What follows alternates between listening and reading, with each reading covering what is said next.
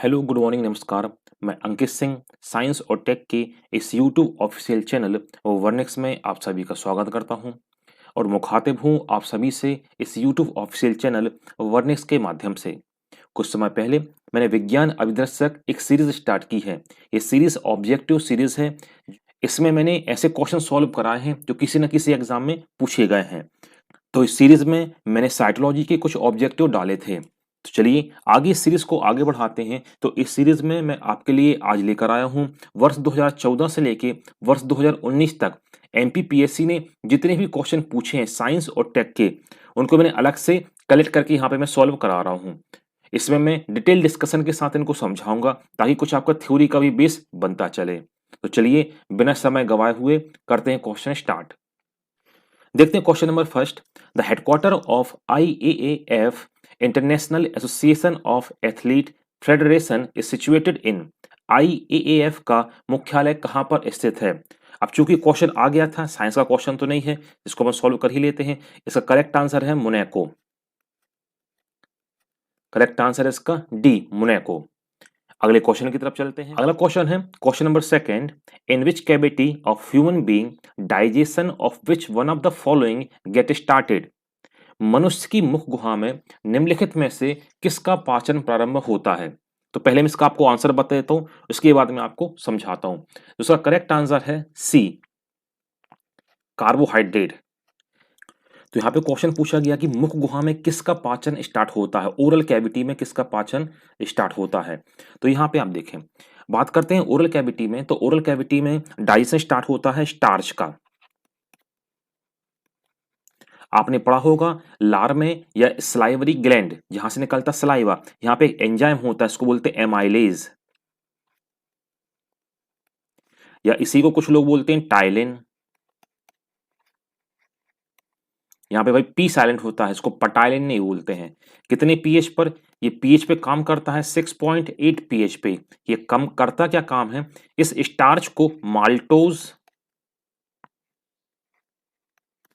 और डेक्सट्रोज में break down कर देता है। अब आप सोच रहे होंगे ये है क्या, जरा मैं आपको बता दूं। यहाँ से ढेर सारे क्वेश्चन बने हैं। ये स्टार्च जो आपको दिखाई दे रहा है, ये है क्या? ये है दरअसल पॉलीसैकेराइड।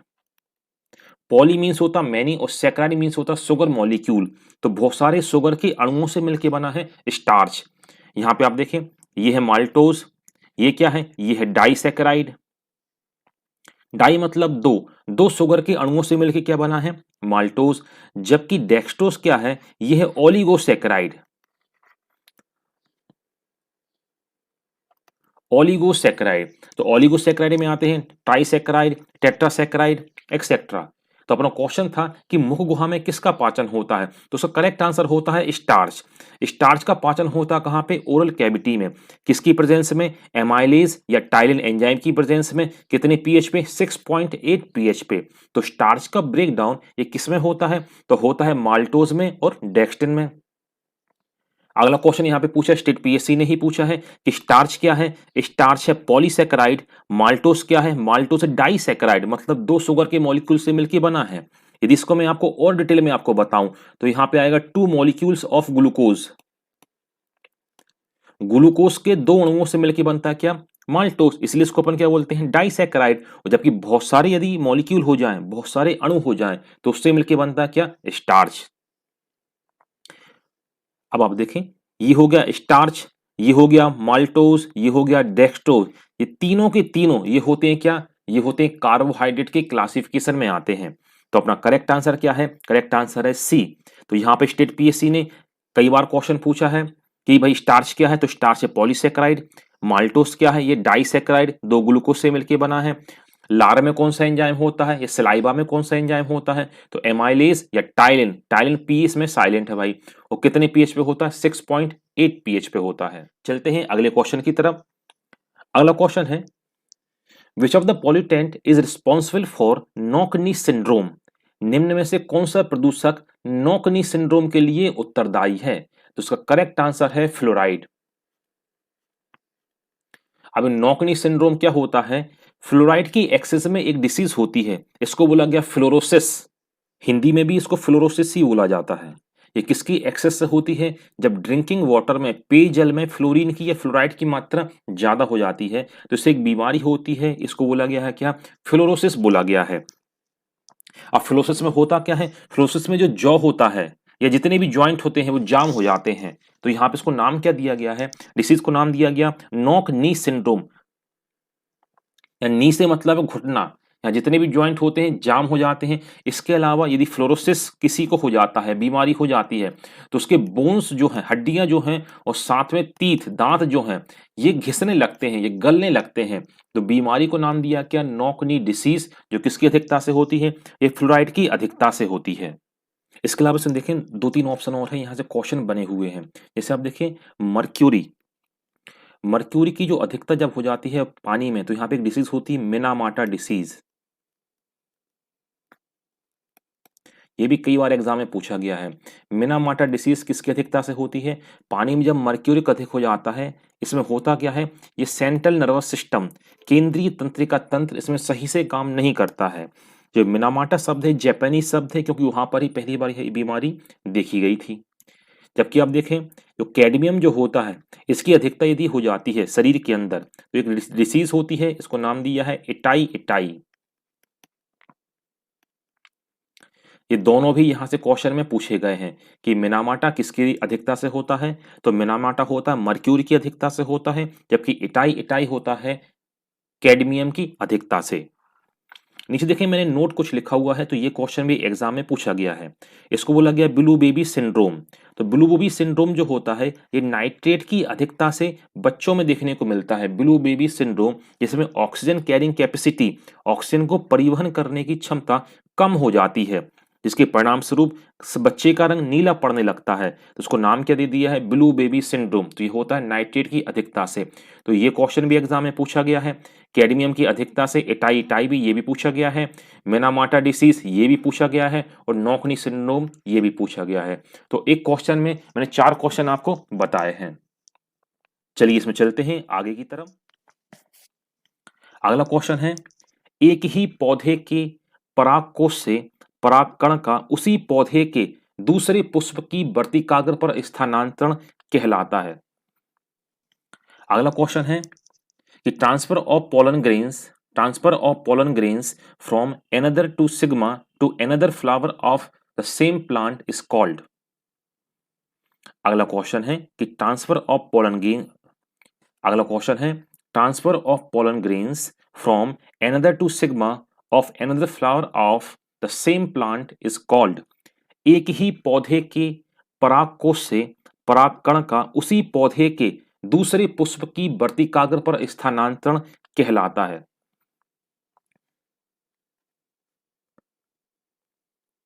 यहां पे ध्यान दें, ये एक हायर क्वेश्चन है, हायर बॉटनी का क्वेश्चन है, इसको थोड़ा सा आपको समझना पड़ेगा। पहले मैं आपको समझाने की कोशिश करता हूं। ये एक प्लांट है, ये है आपका प्लांट नंबर 2, ये प्लांट नंबर 1, ये है प्लांट नंबर 2।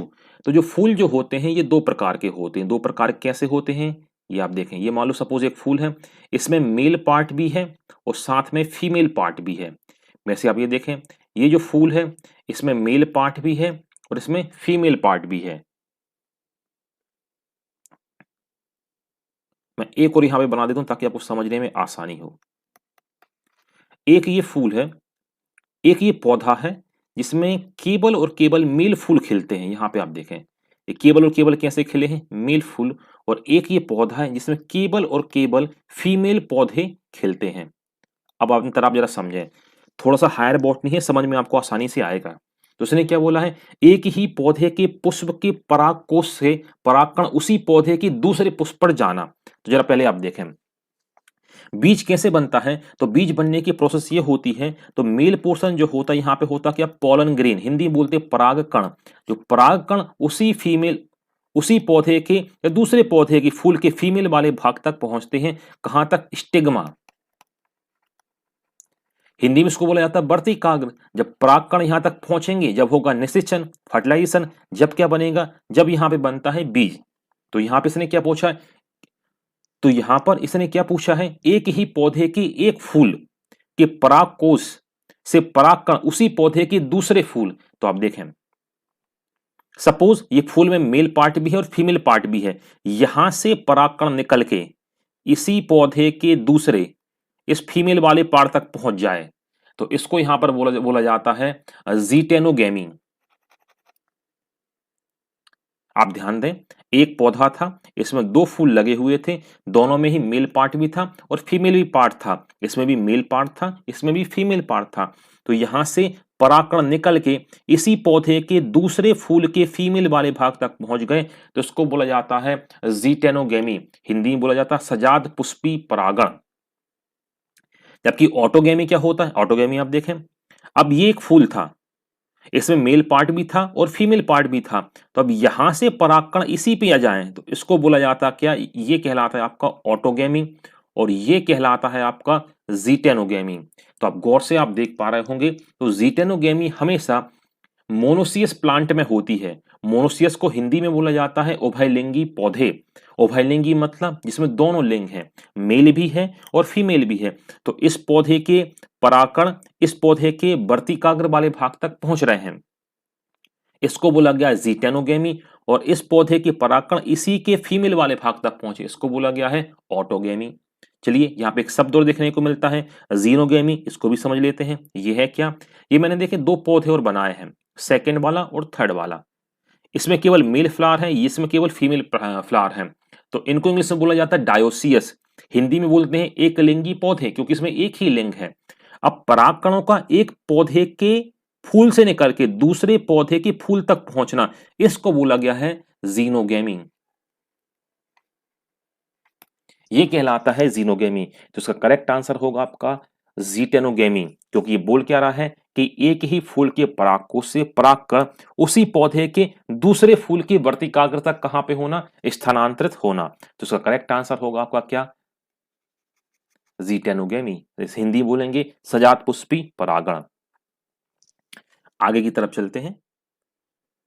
अगला क्वेश्चन है, which of the following is academic institute satellite? निम्नलिखित में से कौन सा उपग्रह शैक्षणिक संस्थान का उपग्रह है? तो इसका करेक्ट आंसर है सत्यवाम सेट। सत्यवाम सेट क्या है? चेन्नई में एक यूनिवर्सिटी है, सत्यवामा यूनिवर्सिटी। यहां पर इन्होंने एक सैटेलाइट बनाया था। ये सैटेलाइट किसके लिए था? ये ग्रीन हाउस डेटा को कलेक्ट करने के लिए इस यूनिवर्सिटी ने चेन्नई की एक सैटेलाइट बनाया था। तो इसका करेक्ट आंसर है सत्यवाम सैटेलाइट। अगला क्वेश्चन है, who was the father of Indian space programme? भारतीय अंतरिक्ष कार्यक्रम के जनक कौन है? तो इसका करेक्ट आंसर है डॉक्टर विक्रम साराभाई। इनका पूरा नाम है डॉक्टर विक्रम अंबालाल साराभाई। अगले क्वेश्चन देखते हैं। अगला क्वेश्चन है कि which of the following sales secretes androgen hormones in human being?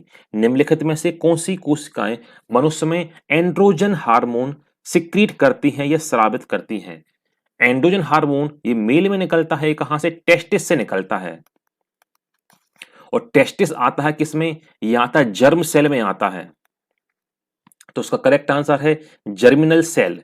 Germ cell दरअसल कॉम्बिनेशन है टेस्टिस का और ओवरी का। हिंदी में बोलेंगे अंडाशय और उसको बोलते हैं वृषण। ये दोनों आते हैं किसमें? जर्म सेल में आते हैं, जहां पे एंड्रोजन हार्मोन क्या होता है? सिक्रीट आउट होता है। अगला क्वेश्चन देखें, वैश्विक ताप की वृद्धि के लिए निम्नलिखित में से कौन सी गैस का योगदान अधिकतम है? Which of the following gas is highest contribution in the global warming? अब ग्लोबल वार्मिंग के लिए अपने को पता है जो कार्बन डाइऑक्साइड जो है ये सबसे ज्यादा रिस्पॉन्सिबल गैस होती है। तो इसका करेक्ट आंसर क्या है? इसका करेक्ट आंसर है कार्बन डाइऑक्साइड। क्योंकि ये क्या काम करती है कार्बन डाइऑक्साइड? सपोज ये पृथ्वी है, ये अर्थ है, ये कार्बन डाइऑक्साइड का क्या है? एनवायरमेंट है। इस सूर्य से आने वाली जो रेडिएशन है इनको अंदर आने देगी और धीरे धीरे जाने देती है। अब धीरे धीरे जाने देती है तो इससे होता क्या है? इस पृथ्वी का तापमान जीवन जीने के लिए अनुकूल बना होता, थोड़ा सा तापमान क्या हो जाता है? बढ़ जाता है। अब यदि कार्बन डाइऑक्साइड की ये मात्रा यदि ज्यादा हो जाए, सपोज एक कंबल था, ये कंबल कैसा हो जाए? ये मोटा हो जाए, तो कुछ रेडिएशन निकल रहे थे तो अब निकल नहीं पाते हैं, तो पूरी पृथ्वी का तापमान क्या होता है? ये बढ़ जाता है। इसी को ही शब्द दिया गया है क्या? Global warming. हिंदी में बोलते हैं क्या? वैश्विक तापन, जिसके लिए CO2 उत्तरदायी है। इसका परसेंटेज यदि आप देखें तो एनवायरमेंट में इतना होता है, मगर अब चूंकि औद्योगिक गतिविधियां ज्यादा हो गई हैं, भाई इंडस्ट्री आप लगा रहे हैं, कहीं पर शहरीकरण भी किया जा रहा है, अर्बनाइजेशन भी किया जा रहा है, तो पॉल्यूशन भी हो रहा है, तो इससे क्या हुआ, सर कंसंट्रेशन बढ़ गया है, तो पृथ्वी का तापमान क्या होने लगा है, बढ़ने लगा है। नीचे देखें, कुछ मैंने नोट में लिखा है, देखें, ग्रीन हाउस गैसेस के लिए जापान के क्योटो शहर में एक प्रोटोकॉल साइन हुआ था 1997 में। तो ये क्वेश्चन भी 2-3 बार एग्जाम में पूछा गया है। ये क्योटो प्रोटोकॉल किससे संबंधित है, ये ग्रीन हाउस गैसों से संबंधित है। अब आप देखें, चूंकि ग्रीन हाउस गैसों का नाम आया है, तो ग्रीन हाउस गैस में कौन कौन होती हैं, ग्रीन हाउस गैसों में आती हैं कार्बन डाइऑक्साइड, इसमें आता है मीथेन, नाइट्रस ऑक्साइड, और आती है वाटर वेपर, जल वाष्प। ये सभी की सभी ग्रीन हाउस गैसेस हैं जो पृथ्वी के तापमान को बढ़ाती हैं। तो क्योटो प्रोटोकॉल जापान में साइन हुआ था, ग्रीन हाउस गैसों से ये संबंधित है। ईयर भी याद रखना आपको, 1997। नोट में ही देखें, दूसरा एक प्रोटोकॉल भी मैंने यहाँ पे लिख दिया है। दूसरा प्रोटोकॉल है मॉन्ट्रियल प्रोटोकॉल। अब मॉन्ट्रियल क्या है, एक कनाडा का एक शहर है जहां पे एक प्रोटोकॉल साइन हुआ, तो नाम क्या दे दिया इसको, मॉन्ट्रियल प्रोटोकॉल। ये साइन हुआ 1987 में। ये किसके लिए, ये ओजोन के डिप्लीशन के लिए, जो ओजोन परत जो है ये नष्ट हो रही है, इसको बचाने के लिए एक प्रोटोकॉल साइन हुआ जिसको नाम दिया है मॉन्ट्रियल प्रोटोकॉल। बहुत बहुत आईएमपी दोनों क्वेश्चन कई बार एग्जाम में पूछे गए हैं। इसके अलावा देखें, मैंने एक क्वेश्चन को यहां पर और इंक्लूड कर दिया है, 16 ऑफ सितंबर, इसको माना जाता है ओजोन कंजर्वेशन डे, विश्व ओजोन संरक्षण दिवस के रूप में मनाया जाता है। तो देखें, इस क्वेश्चन में ये पूछ लिया है 16 सितंबर। इसके अलावा पूछ देखें आप, मॉन्ट्रियल प्रोटोकॉल ये भी पूछ लिया है, क्योटो प्रोटोकॉल ये भी पूछा है, किस ईयर में हुआ है ये पूछा है, किससे संबंधित है ये भी पूछा है। वैसे मॉन्ट्रियल प्रोटोकॉल कहां पे साइन हुआ ये पूछा है, किस ईयर में हुआ ये भी पूछा है।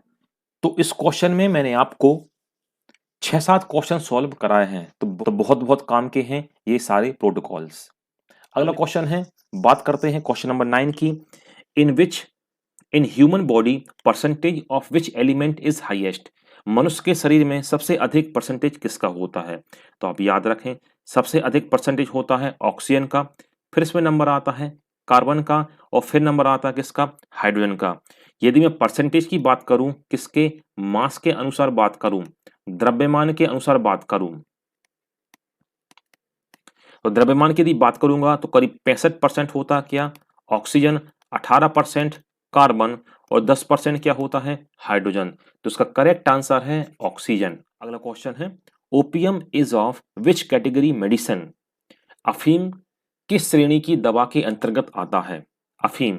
तो याद रखें, ये ओपियम जो आता है ये डिप्रेसेंट कैटेगरी की दवा है, अवसादकारी दवा है, इस कैटेगरी में ये आता है।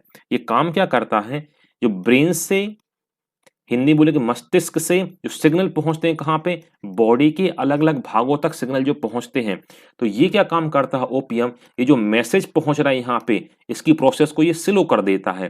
तो ऐसा काम करता है, डिप्रेसेंट ये काम करता है। अगला क्वेश्चन देखते हैं कि what is the botanical name of opium, अफीम का वानस्पतिक नाम क्या है। तो अभी पिछले क्वेश्चन में आपने देखा कि जो ओपियम कैसे काम करता है, ये काम करता है एज अ डिप्रेसेंट काम करता है, अवसादकारी के रूप में काम करता है। इस क्वेश्चन का आंसर है पेपेबर सोमनीफेरम। ये क्वेश्चन भी 1-2 बार एग्जाम में रिपीट हुआ है। अदर ऑप्शन की अपन बात कर लेते हैं, तो बात करते हैं अम्बिका ऑफिसिनलिस, ये है क्या, ये है दरअसल आंवला, इसी को बोलते हैं गूसबेरी। आंवले का बॉटेनिकल नेम है अम्बिका ऑफिसिनलिस, जबकि राउबोल्फिया सर्पेंटाइना इसको बोला जाता है सर्पगंधा।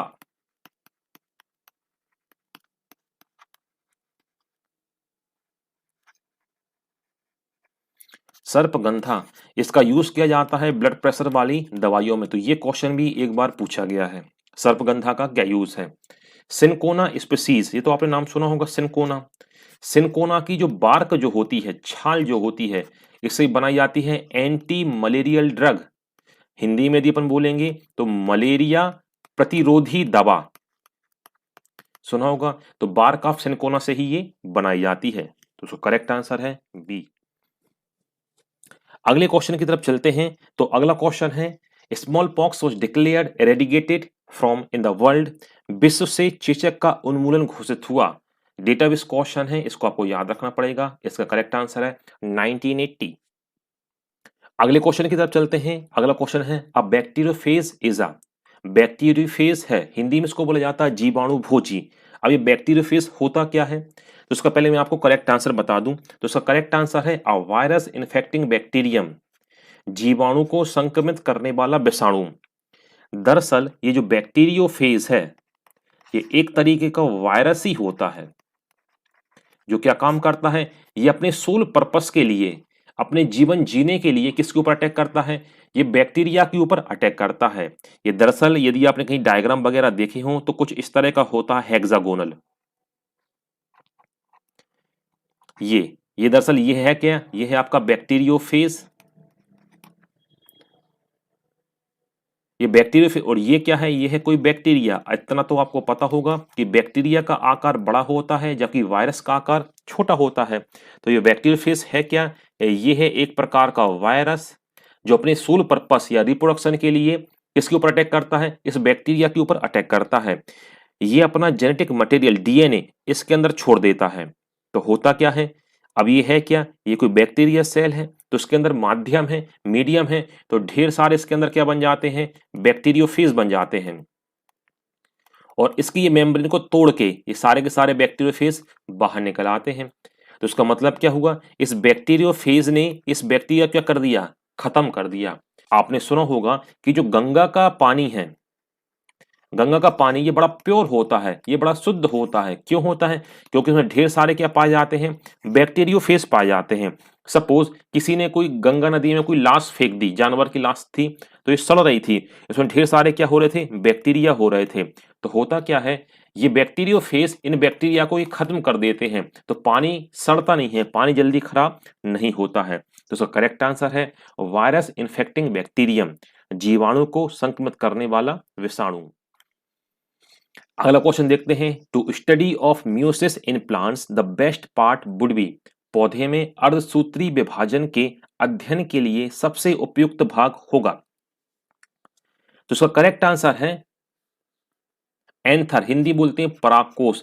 जितनी भी जर्म सेल जो होती हैं, जनन कोशिकाएं जो होती हैं, इन सभी में होता क्या, म्यूसिस होता है, अर्धसूत्री विभाजन होता है। वैसे ही आप देखें मेल फीमेल में भी यही आपको देखने को मिलेगा। सपोज ये मेल है, ये फीमेल है, इतना आपको पता होगा। इसमें होते हैं 46 क्रोमोसोम, 46 गुणसूत्र, इसमें भी होते हैं क्या, 46 क्रोमोसोम। तो मेल में क्या होता है, मेल में होते हैं स्पर्म, हिंदी में बोला जाता है शुक्राणु, और इसमें होते हैं क्या, ओवम, हिंदी बोलते हैं क्या, अंडाणु। तो इन दोनों में कौन सा विभाजन होगा, म्यूसिस होगा। तो आप देखें म्यूसिस हुआ, अर्धसूत्री सूत्रों की संख्या क्या हो गई, हाफ हो गई। यहां भी आप देखें ये 23। अब जब स्पर्म और ओवम मिला तो एक नई स्पीसीज बनेगी। तो आप देखें 23 गुणसूत्र यहां से और 23 क्रोमोसोम यहां से, तो ये फिर से मेंटेन होगा कितने, 46 क्रोमोसोम मेंटेन हो गए। तो जनन कोशिकाएं जो होती हैं, जर्म सेल जो होती हैं, इसमें क्या होता है, म्यूसिस होता है। जबकि माइटोसिस कहां होगा भाई, हिंदी बोलते हैं समसूत्री, तो ये होता है सोमेटिक सेल में। सोमेटिक सेल में हिंदी में इसको बोला जाता है कायिक कोशिकाएं। तो जर्म सेल और सोमेटिक सेल में डिफरेंस क्या होता है, बॉडी के अंदर जर्म सेल को छोड़ दो तो हर पार्ट की कोशिका, हर पार्ट की सेल कहलाती है क्या, सोमेटिक सेल कहलाती है। इसके बारे में मैंने डिटेल वीडियो साइटोलॉजी में डाला था, तो मैं एंड स्क्रीन में भी लगा दूंगा। इसके अलावा मैं डिस्क्रिप्शन बॉक्स में भी इसकी लिंक जरूर दे दूंगा ताकि आपको समझने में आसानी हो। अगला क्वेश्चन है the power of lens is measured in. Lens की शक्ति मापी जाती है, तो इसका करेक्ट आंसर है डायोप्टर। डायोप्टर से लेंस की पावर को मेजर किया जाता है। तो यहां पर मैंने आपको ये 15 क्वेश्चन सॉल्व करा है। ये बहुत बहुत काम के क्वेश्चन हैं जो स्टेट पीएससी ने और अलग अलग एग्जाम ने पूछे हुए हैं, क्योंकि रिपीटेड क्वेश्चन बहुत सारे आपको देखने को मिलते हैं। अब चूंकि लेक्चर लंबा ना हो जाए तो रिमेनिंग क्वेश्चन को मैं अगले पार्ट में लेकर आऊंगा। वीडियो यदि पसंद आए तो वीडियो को लाइक कीजिए, कमेंट कीजिए और शेयर जरूर करें।